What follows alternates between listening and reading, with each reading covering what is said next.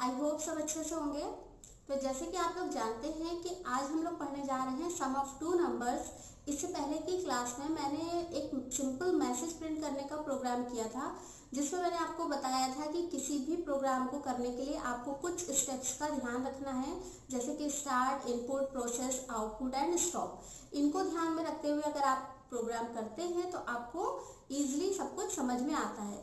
तो उसी को कंटिन्यू करते हुए आज हम पढ़ेंगे सम ऑफ टू नंबर्स। दो नंबर्स को सम किस तरह से किया जाए, लेकिन दो नंबर को सम करने के लिए कुछ और नई चीजों के बारे में हमें जानना जरूरी है, जैसे कि वेरिएबल्स क्या होते हैं, डेटा टाइप क्या होते हैं, कीवर्ड्स क्या होते हैं, और उसके साथ साथ फॉर्मेट स्पेसिफायर का क्या यूज होता है। और उसके अलावा एक और बहुत इंपॉर्टेंट चीज है, वो ये है कि वेरिएबल्स को डिक्लेयर करने के लिए कुछ रूल्स होते हैं, उन रूल्स का भी हमें ध्यान रखना है। तो ये सारी चीजें पढ़ने वाले हैं हम लोग इस वीडियो में। तो अगर आप ये सारी चीजें पढ़ना चाहते हैं तो लास्ट तक रहिएगा हमारी वीडियो में। हेलो डियर फ्रेंड्स, मैं हूं उस्मा, आपकी कंप्यूटर ट्रेनर, और आप देख रहे हैं CKC, that is computer knowledge centre where your dreams come true. तो जैसे कि आप लोग जानते हैं कि हम लोग यहाँ पर सी लैंग्वेज स्टार्ट कर चुके हैं, ओ लेवल का कोर्स पढ़ रहे हैं, जिसमें फर्स्ट और सेकंड पेपर लगभग कंप्लीट हो चुका है। तो अब हम स्टार्ट कर रहे हैं सी लैंग्वेज, और इसके बाद हम जावा स्क्रिप्ट कंप्लीट करके अपना पाइथन स्टार्ट करेंगे। ओके, और अगर चैनल पर फर्स्ट टाइम आए हैं तो वीडियो को लाइक करना, शेयर करना, सब्सक्राइब करना बिल्कुल मत भूलिएगा। और वीडियो कैसी लगती है कमेंट जरूर करिएगा। कोई प्रॉब्लम हो तो भी आप मुझे मेल कर सकते हैं। ओके, तो सम ऑफ टू नंबर्स, जैसे कि इससे पहले के प्रोग्राम में हम लोगों ने जाना था कि स्टार्ट क्या होता है, इनपुट क्या होता है, प्रोसेस और आउटपुट क्या होता है, एल्गोरिथम और फ्लो चार्ट भी हमने देखा था। यहाँ पर हम लोग देख रहे हैं header files stdio.h, conio.h, standard input output header file and console input output header file. ये हमारी हेडर फाइल्स होती हैं और ये सब कुछ हमारे स्टार्ट में आता है। ओके, यानी ये सारा प्रोसेस जो है वो आपको हमेशा ही लिखना है किसी भी प्रोग्राम के लिए। उसके बाद ये हमारा इनपुट है और ये प्रोसेस है एंड ये आउटपुट है, और उसके बाद ये हमारा गेट ch यानी स्टॉप प्रोग्राम है। तो स्टार्ट और स्टॉप ये हमेशा हमें करना है। और जो जरूरी चीज आज हम करने वाले हैं वो है variable declaration and initialisation. Okay, तो ये दोनों चीजें क्या होती हैं इनके बारे में हम समझेंगे। यहाँ पर आप देख रहे हैं इंट पे ABC, ये तीन वेरिएबल्स हैं, C में 0 है। अब ये वेरिएबल्स कैसे हैं, क्यों हैं और कैसे हम डिक्लेयर करेंगे, इनको थोड़ा सा अच्छे से समझ लेते हैं आज की क्लास में, क्योंकि इनका यूज आगे हमेशा आपके लिए रहेगा। और अगर आप इसे अच्छे से जानते हैं तो आपको कोई भी प्रॉब्लम नहीं होगी। तो ये हमारा a = 20, b = 30 वैल्यूज इसमें दी हुई है, ये हमारा इनिशियलाइजेशन है। तो चलिए इसको जानने के लिए हम देख लेते हैं variables, data type and format specifiers क्या होते हैं। ओके, तो यहाँ पर हम देख रहे हैं एक रिकॉर्ड है सुमित 22A एंड 90.50। इसको जिस हेडिंग में लिखा हुआ है उस हेडिंग को ही हम वेरिएबल कहेंगे। दैट मीन्स नेम हमारा क्या है, एक वेरिएबल है, एज जो है वो एक दूसरा वेरिएबल है, एक सेकंड वेरिएबल है, एक ग्रेड है हमारा, ग्रेड हमारा थर्ड वेरिएबल है, एंड नेक्स्ट हमारा जो है वो परसेंटेज वेरिएबल है। तो ये सारे हमारे जो हैं वो क्या कहलाएंगे, वेरिएबल्स कहलाएंगे। वेरिएबल्स का मतलब क्या हो गया कि वो वेरिएबल जो डेटा स्टोर करते हैं या डेटा को होल्ड करते हैं, जिसके अंदर हम डेटा स्टोर करते हैं। ओके, तो यहाँ पर हम देख रहे हैं कि सुमित 22A ये हमारा क्या हो गया है, एक पूरा रिकॉर्ड हो गया है। लेकिन ये रिकॉर्ड जो है विदाउट वेरिएबल किसी भी काम का नहीं होगा, या विदाउट वेरिएबल हम इसका यूज नहीं कर पाएंगे, क्योंकि जैसे ही हम कंप्यूटर में कोई भी वेरिएबल डिक्लेयर करते हैं वैसे ही यहाँ पर एक स्पेस आ जाता है कि स्टोरेज स्पेस होता है। उस स्पेस में हम कोई भी वैल्यू स्टोर करते हैं या रखते हैं। दैट मीन्स ये जितने भी वेरिएबल्स हैं इन चारों के लिए एक स्पेशल लोकेशन कंप्यूटर में आइडेंटिफाई कर दी गई है, एड्रेस कर दी गई है। ओके, अब यहाँ पर हम वैल्यू रख सकते हैं, बट द थिंग इज कि हम कोई भी वैल्यू कहीं भी नहीं रख सकते हैं। जैसे कि आप देख रहे हैं कि नेम जो है, नेम में हमारा लिखा हुआ है सुमित, और सुमित क्या है, ग्रुप ऑफ लेटर्स है, यानी एक लेटर से ज्यादा है, जिसे हम बोलते हैं स्ट्रिंग। ओके, इसी तरह से एज जो है वो हमारा नंबर्स में है 22, और ये हमारा कहलाता है इंटीजर। और ग्रेड जो है वो हमारा एक ही लेटर में है जो कि है ए, तो ये हमारा कहलाता है कैरेक्टर। और इसी तरह से ये परसेंटेज है जो कि 90.50 है, यानी कि ये हमारा फ्लोटिंग पॉइंट है। तो ये हमारे क्या कहलाते हैं, डेटा टाइप। यानी स्ट्रिंग जो है वो सुमित की वैल्यू को होल्ड करने के लिए नेम वेरिएबल का जो डेटा टाइप होगा वो स्ट्रिंग होगा।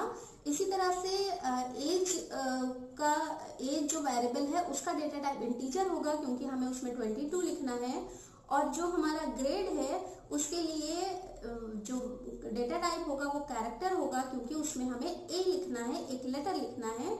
और इसी तरह से परसेंटेज लिखने के लिए परसेंटेज वेरिएबल का जो डेटा टाइप होगा वो फ्लोट होगा, क्योंकि उसके अंदर हमें जो वैल्यू लिखनी है वो 90.50 दैट मीन्स फ्रैक्शनल वैल्यू है। ओके, तो आई होप ये चीज आपको समझ में आई होगी कि ये डेटा टाइप क्या होते हैं। अब हम इसको आगे समझने के लिए इनके लिए कुछ और चीजें होती हैं, जैसे कि यहाँ पर कीवर्ड्स दिए हुए हैं। ठीक है, स्ट्रिंग के लिए केयर, इंटीजर के लिए इंट, कैरेक्टर के लिए केयर एंड फ्लोट के लिए फ्लोट होता है। ओके, दैट मीन्स जो आपके वेरिएबल्स हैं, इन वेरिएबल्स में जो भी आपके वेरिएबल्स हैं, नेम, एज, ग्रेड, परसेंटेज, इनको डिफाइन करने के लिए हमें डेटा टाइप तो पता चल गया, लेकिन उस डेटा टाइप को एज इट इज हम नहीं लिख सकते। उसके लिए हमें कुछ अलग कीवर्ड्स की जरूरत है, कुछ दूसरे कीवर्ड्स की जरूरत है, जो कि है हमारा स्ट्रिंग के लिए हमारा है केयर एंड इंटीजर के लिए इंट, इंट, और ये हमेशा स्मॉल रहेंगे क्योंकि आपको पता है कि सी लैंग्वेज जो है वो केस सेंसिटिव है। तो और यहाँ पर कैरेक्टर के लिए केयर, फ्लोट के लिए फ्लोट। ओके, अब यहाँ पर स्ट्रिंग और कैरेक्टर दोनों के लिए सेम वर्ड है, सेम कीवर्ड है। इसके बारे में आगे हम और समझेंगे। फिलहाल हम देख लेते हैं कि फॉर्मेट स्पेसिफायर क्या होता है। फॉर्मेट स्पेसिफायर के लिए %s यूज होगा स्ट्रिंग के लिए, इंटीजर के लिए आप %d यूज करते हैं, जबकि कैरेक्टर के लिए %c यूज करते हैं और फ्लोट के लिए %f यूज करते हैं। ओके, तो ये हमारे फॉर्मेट स्पेसिफायर होते हैं। मैं यहाँ आपको एक बात क्लियर कर दूं, आपने कोई भी लैंग्वेज पढ़ी हो अगर पहले से, तो उसमें कभी भी फॉर्मेट स्पेसिफायर का यूज नहीं होता है। ये सिर्फ और सिर्फ सी लैंग्वेज में ही है। इसके कुछ प्रॉफिट्स भी हैं और हाँ थोड़ा काम पड़ जाता है, इससे ड्रॉबैक्स भी हैं। ओके, तो चलिए हम लोग आगे देखते हैं। वेरिएबल डिक्लेरेशन क्या होती है। दैट मीन्स हमने ये तो जान लिया कि वेरिएबल क्या होते हैं और क्यों हम उसको यूज करते हैं, लेकिन किस तरह से हम प्रोग्राम में यूज करते हैं, हमेशा उसके लिए हम देख लेते हैं कि वेरिएबल किस तरह से डिक्लेयर किए जाते हैं। यहाँ पर देख रहे हैं हम सिंटेक्स। ओके, तो सिंटेक्स है हमारा data type space variable semicolon. ठीक है, इसका हमें ध्यान रखना है। दैट मीन्स जो भी डेटा टाइप्स हैं हमारे, यानी कि एक तरह के कीवर्ड जो हैं, इंटीजर हमारा डेटा टाइप है तो उसका कीवर्ड क्या है, हमारा इंट है। तो इंट हमें यहाँ लिखना है, बीच में स्पेस देना है और फिर से सेमीकोलन लगाना है।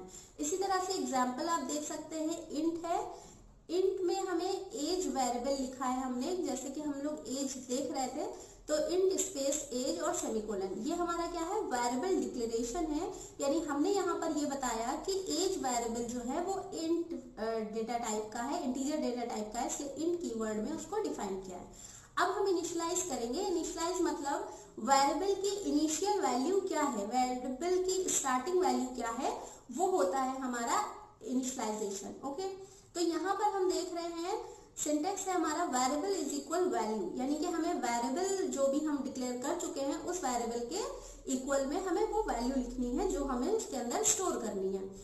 तो यहाँ पर लिखा हुआ है एज इज इक्वल 22, क्योंकि हमने वेरिएबल डिक्लेयर किया है एज और उसकी वैल्यू क्या है 22, तो एज इज इक्वल 22।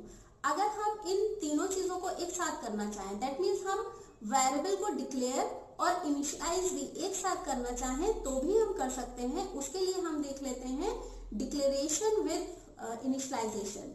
यहाँ पर हम देख रहे हैं सिंटेक्स में data type space variable is equal value. Okay, तो ये काम हम स्टार्टिंग में ही कर सकते हैं। यहाँ पर हम देख रहे हैं इंट एज इज इक्वल 20 लिखा हुआ है, यानी इस तरह से हम किसी भी वेरिएबल को डिक्लेयर कर सकते हैं। ओके, तो अब हम यहाँ पर देखते हैं कुछ रूल्स हैं वेरिएबल डिक्लेयर करने के लिए, उनको ध्यान में रखना जरूरी है, क्योंकि जब आप कोई मिस्टेक करोगे उसके बाद उसको रन करोगे फिर चेक करोगे तो हो सकता है आपको प्रॉब्लम समझ में ही ना आए कि क्या प्रॉब्लम है, इसलिए वो रूल्स आपको पहले से मालूम होने चाहिए। तो यहाँ पर हम देख रहे हैं variable name must begin with letter और अंडरस्कोर। दैट मीन्स हमें हमेशा वेरिएबल को का जो नेम है उसे डिफाइन करना है किसी लेटर से, नंबर से स्टार्ट नहीं हो सकता है, सिर्फ और सिर्फ लेटर से स्टार्ट होगा और उसमें स्टार्टिंग में अंडरस्कोर भी हो सकता है। Variable are case sensitive, variables जो होते हैं वो केस सेंसिटिव होते हैं। They can be constructed with digits and letters, letter और डिजिट दोनों साथ में हो सकते हैं, अंडरस्कोर हो सकता है, बट कोई और स्पेशल सिंबल या स्पेस नहीं हो सकता है। जैसे कि नीचे लिखा हुआ है no special symbols are allowed other than underscore, underscore के अलावा कोई भी स्पेशल सिंबल अलाउड नहीं है। Okay, never use reserve keywords as variable. अब ये रिजर्व कीवर्ड्स क्या होते हैं? जैसे कि हम लोगों ने अभी कीवर्ड्स पढ़े इंट, केयर, फ्लोट, ये कीवर्ड जो है वो रिजर्व है कंप्यूटर में और इनका एक स्पेशल मीनिंग कंप्यूटर के पास है या कंपाइलर उसको समझता है, तो उसके लिए हम उन कैरेक्टर्स को, उन कीवर्ड्स को एज अ वेरिएबल यूज नहीं कर सकते। ओके, तो ये है हमारा नेवर यूज कीवर्ड्स। ओके, तो अब हम एक बार फिर से प्रोग्राम अपना देख लेते हैं। आई होप अब आपको ये समझ में आ जाएगा अच्छे से। यहाँ पर हम देख रहे हैं कि ये हमारा इंट है। अब यहाँ पर एक चीज और आप देख लीजिए कि मल्टीपल वेरिएबल्स अगर हमें डिफाइन करना हो, अगर एक ही वेरिएबल डिफाइन करना है तो ठीक है कि हमने वेरिएबल दिया और आगे सेमीकोलन लगा दिया, लेकिन हमने मल्टीपल वेरिएबल यूज करने, जब हम 2 नंबर्स का सम कर रहे हैं तो हमें वो दोनों नंबर चाहिए और एक वेरिएबल चाहिए, एक ऐसा वेरिएबल जिसके अंदर हम उसका एडिशन स्टोर कर सके, तो उसके लिए हमने यहाँ पर सी वेरिएबल लिया है। अब ए और बी की तो वैल्यू हम दे देंगे, बट सी अभी ब्लैंक रहेगा, इसलिए सी में हमने 0 डिक्लेयर कर दिया है, जिससे कोई गार्बेज वैल्यू उसमें ऑलरेडी स्टोर्ड ना रहे। ओके, तो यहाँ पर हम देख रहे हैं a, b, c is equal 0 हमने लगाया है और CLR SCR फंक्शन इसके बाद है। तो हमेशा जितने भी वेरिएबल डिक्लेयर करेंगे वो CLR SCR फंक्शन के ऊपर करेंगे, उसके बाद नहीं कर सकते। ओके, इसके बाद यहाँ पर हमने देखा है a is equal 20, b is equal 30। a के अंदर 20 लिखा हुआ है और b के अंदर 30 लिखा हुआ है। दैट मीन्स हम a वेरिएबल को 20 वैल्यू दे रहे हैं और b को 30 दे रहे हैं, और जब इन दोनों को प्लस करेंगे तो सम क्या आएगा? हमारा सम आ जाएगा 50। तो यहाँ पर प्रिंटफ फंक्शन को भी एक बार अच्छे से समझ लीजिए। यहाँ पर हमने यूज किया फॉर्मेट स्पेसिफायर %d, क्योंकि हमने जो वेरिएबल डिक्लेयर किया है वो इंट डिक्लेयर किया है और इंट के लिए हमने देखा था कि फॉर्मेट स्पेसिफायर %d है, यानी कि जो वैल्यू आएगी वो आपकी इस जगह आएगी जहां पर लिखा होगा सम इज इक्वल %d की जगह पे वैल्यू 50 आ जाएगी। और किस वेरिएबल की वैल्यू आए ये आप बता रहे हैं कॉमा लगाकर सी, यानी कॉमा जो है वो सेपरेट करने के लिए है, जो फॉर्मेट स्पेसिफायर और वेरिएबल को सेपरेट करेगा, और किस वेरिएबल की वैल्यू हम प्रिंट कराना चाहते हैं वो कॉमा लगा के हमने सी लिखा हुआ है। अगर हम चाहें तो हम ए और बी की भी वैल्यू प्रिंट करा सकते हैं आउटपुट में, उसके लिए हमें 2 बार और प्रिंटफ लिखना पड़ेगा और उसमें %d यूज करना पड़ेगा 2 टाइम्स।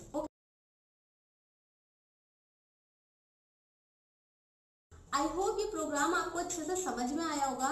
इसे आप सी पर करिएगा और उसके बाद कंट्रोल F9 जैसे आपको पता है उससे कंपाइल कर रन करते हैं हम प्रोग्राम को, रन कर लीजिएगा।